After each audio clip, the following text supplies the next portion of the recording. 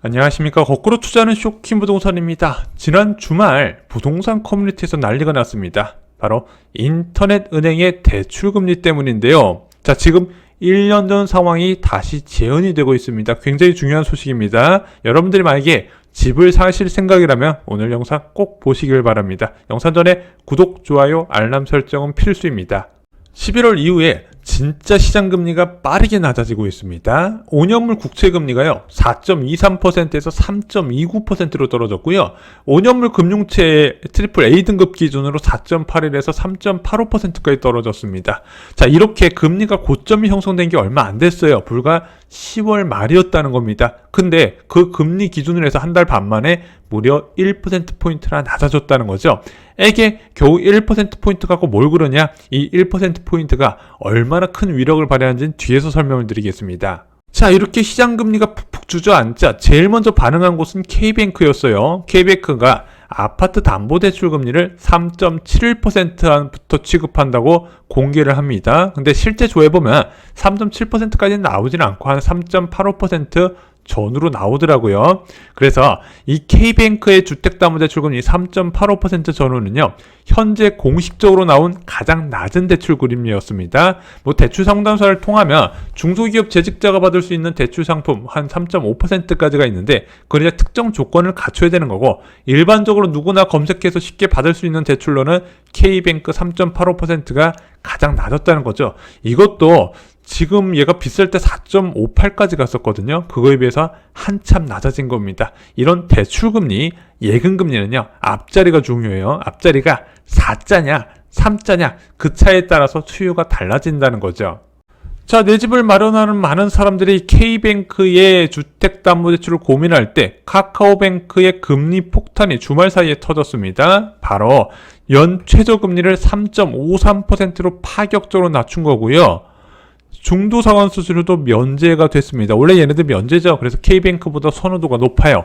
K뱅크 같은 경우는 중도상환 수수료가 한 1.5%로 다른 업계에 비해서 좀 높은 편입니다. 물론 이 3.53% 다 나온 건 아니고 실제 조회보면 3.58% 내외가 나오더라고요. 자, 그래서 중도상환 해약 수수료 면제에다가 이제 금리도 낮다 보니까 사람들이 K뱅크가 아니다, 카카오뱅크로 가자, 이렇게 지금 넘어가고 있다는 거죠. 자, 이 대출이 얼마나 파격적이냐면요, 여러분들이 4억을 대출받았어요. 40년 만기로. 그리고 5.5%의 대출금리가 적용해보면 한 월 206만원 정도 나오거든요. 근데 내가 만약에 5년 고정금리로 3.58%를 적용받았다, 월 상환액이 156만원으로 크게 줄어들게 됩니다. 그래서 206만원 부담스러워서 대출 못 받겠는데 월 156만원에 내 집 마련 가능? 한번 고민할 수 있다는 거죠. 이게 얼마나 큰 변화냐? 올 초에 있었던 상황이 그대로 재현이 되는 거예요.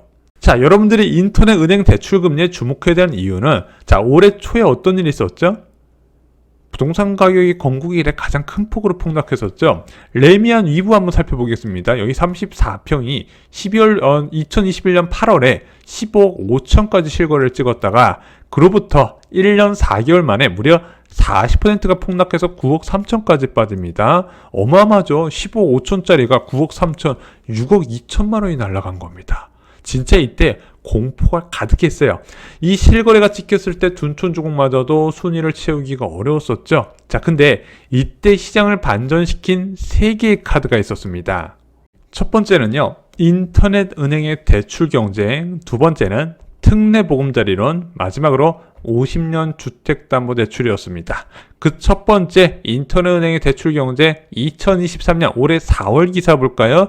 카카오뱅크가 주택담보대출 특판금리 내놨다. 최저금리 연 3.57%. 이때 이 금리가 나오고 나서 엄청난 쇼크가 나타났어요. 왜냐면 사람들은 주택담보대출 금리가 6%래, 7%래, 어떤 기사에서는 8%네, 이런 공포감을 갖고 있다가 갑자기 3.5%라고 실제 어플 다운받아서 돌려봤더니 대출이 가능하네, 집값 많이 떨어졌겠다, 전세도 만기됐겠다, 대출금리가 싸니까 이것으로 내 집 마련해야지, 그런 수요가 꽤 많이 있었다는 겁니다. 근데 그 첫 번째 카드가 지금 다시 나온 거예요. 최저금리도 오히려 그때보다 더 낮습니다.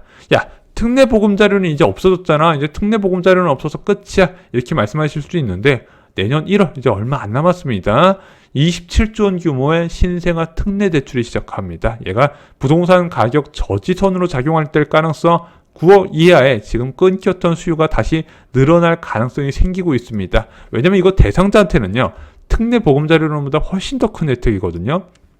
특례 보금자리론은 인터넷 은행의 대출금리에 비해서 저렴하진 않았어요. 다 DSR을 보지 않고 한도를 소득 보지 않고 많이 해주다 보니까, 게다가 체증시까지 있어서 사람들이 선호했던 거지, 얘가 자체적으로 금리 매력이 있었던 건 아닌데 인터넷 은행의 대출 경쟁보다 더 강한 수준의 금리를 낮춘 게 바로 이 신생아 특례 대출이라는 거죠. 그래서 대상자들은 고민해 볼 만한데, 야, 애 낳은 사람 얼마나 있다고?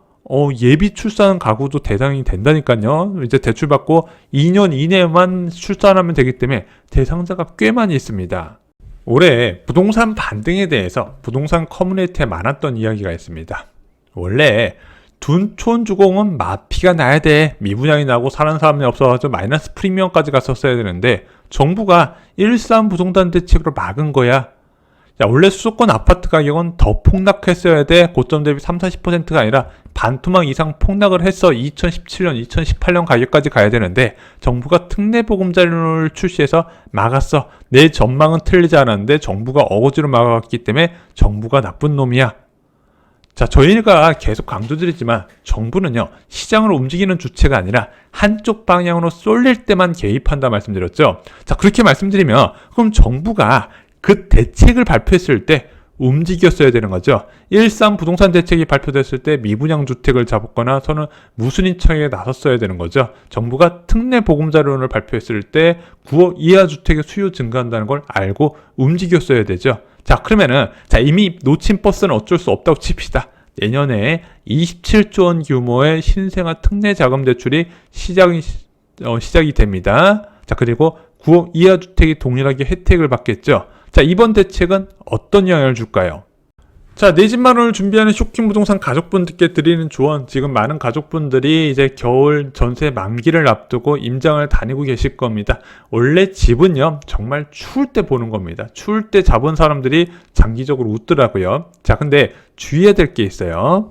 자, 내 집 마련할 때 반드시 미리 인터넷 은행 통장을 개설하시기 바랍니다. 아시다시피 보이스등 피싱 방지 목적으로 매월 한 건의 신규 통장 개설만 허용이 됩니다. 그래서 기본적으로 내 집 마련 계획이 세워졌다? 그럼 카카오뱅크하고 K뱅크는 설치하고 가입이 끝나 있어야 됩니다. 왜냐면 K뱅크 가입하고 나서 한 달 이내에 K뱅크 가입이 안 돼요. 그래서 카카오뱅크 그 다음에 K뱅크를 미리 다 가입한 상태에서 내 집 마련에 나서셔야 된다는 거죠.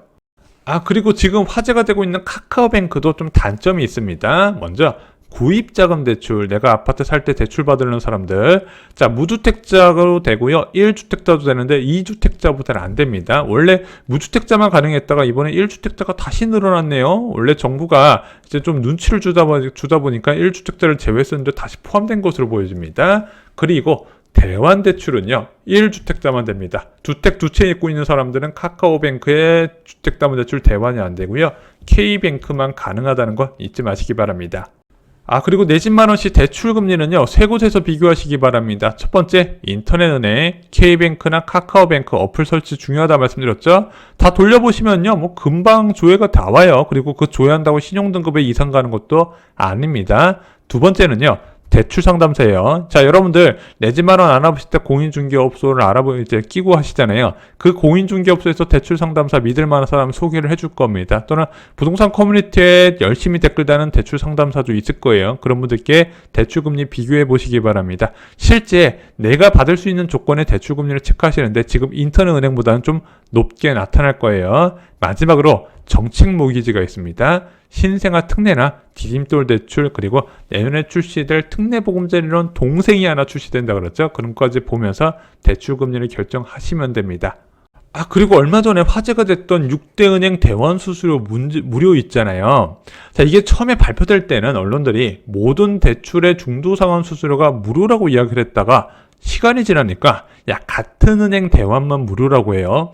그리고 나서 여기서 더 시간이 지나니까 대환은 중도 상환 수수료 면제 혜택에서 제외가 된대요. 즉 내가 현금 갖고 있는 것으로 상환한 건 상관없고, 또한 주택담보대출을 신용대출 받아서 상환한 건 상관없는데, 같은 주택담보대출을 이제 대환을 하는 것은 중도 상환 수수료 부과가 된다고 합니다. 계속 말이 바뀌고 있어요. 그래서 저는 주택담보대출 대환 준비하시는 분들은요, 1월 초에 이 주택담보대출 대환 플랫폼 출시될 때 각종 프로모션들이 많이 나올 거거든요. 그리고 정부도 이 주택담보대출의 중도 상환 수수료를 좀 개편을 논의를 하고 있나 봐요. 그래서 무엇인가 좀 혜택이 나오지 않을까 싶습니다. 이런 걸 좀 기다려 보신 게 방법일 것 같아요. 1월 초 얼마 안 남았습니다.